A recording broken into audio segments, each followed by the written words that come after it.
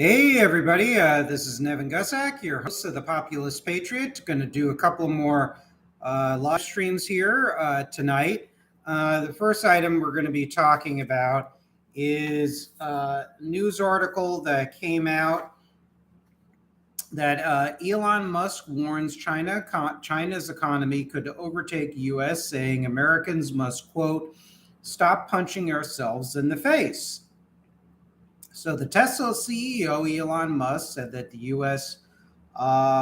Should stop all of this infighting. And on the surface, I agree with him. He had mentioned what we're going to see with China for the first time that anyone can remember who is alive is an economy that is twice the size of the U.S., possibly 3 times the size of the U.S., and it's going to be very weird living in that world. And he stated this on the All In podcast. And this is reported on foxbusiness.com, by the way. So he's like, so we better stop the infighting in the U.S. and stop punching ourselves in the face. There's way too much of America punching itself in the damn face. It's just dumb. And think about it. Hey, we got to be competitive here. So I look at this and I say on the surface, he's correct. And I think when multinational corporate heads that are not exactly known to be pro-labor, and Elon Musk is not known to be pro-labor. He has engaged in union-busting activities.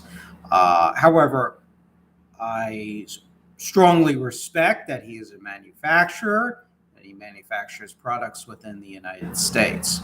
Now, he also has a strong presence in China. So for him to warn about China is a bit hypocritical. According to this article, Tesla has extensive operations in China. Chinese customers purchase about half of the 935,222 vehicles that Tesla sold last year.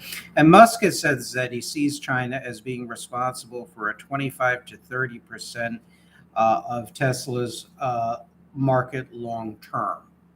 So, here's a large capitalist, and look, there are aspects of him that I respect and admire.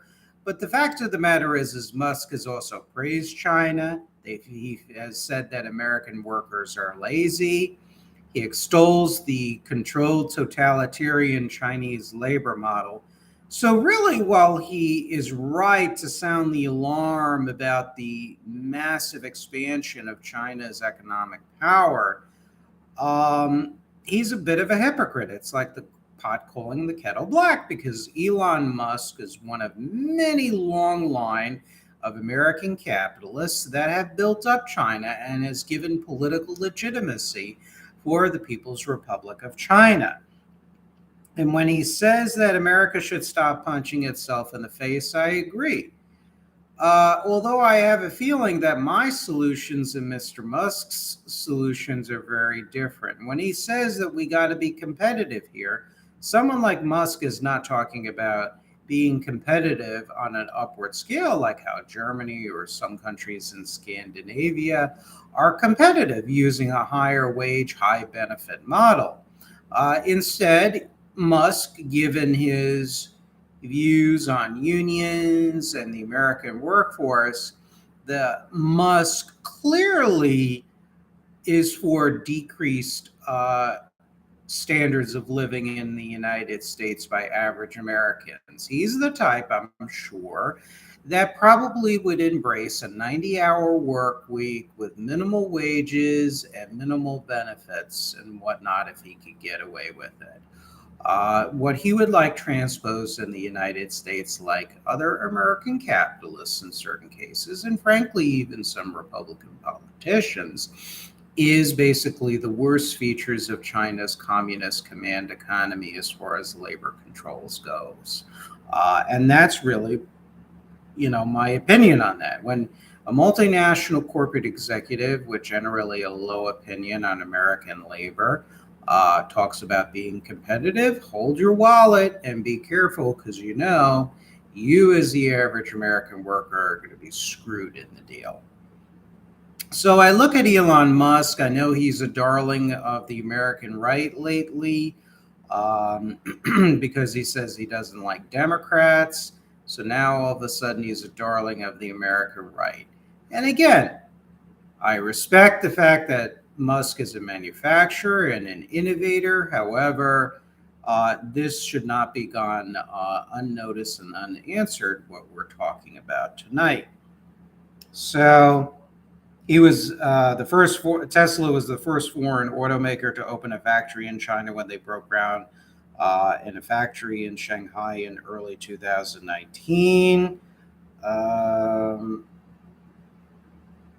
so, we got to take a look at it. And this is why billionaires, they can be very good at producing products and services. There's no doubt about that. But when it comes to economics, they should not be the be end and all sole authorities on economic development all the time.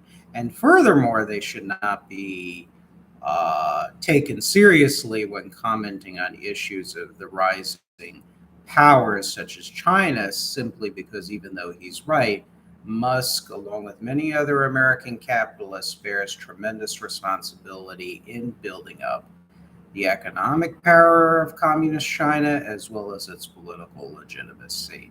So that concludes this segment on the piece of news, and then I'll have some more segments coming up.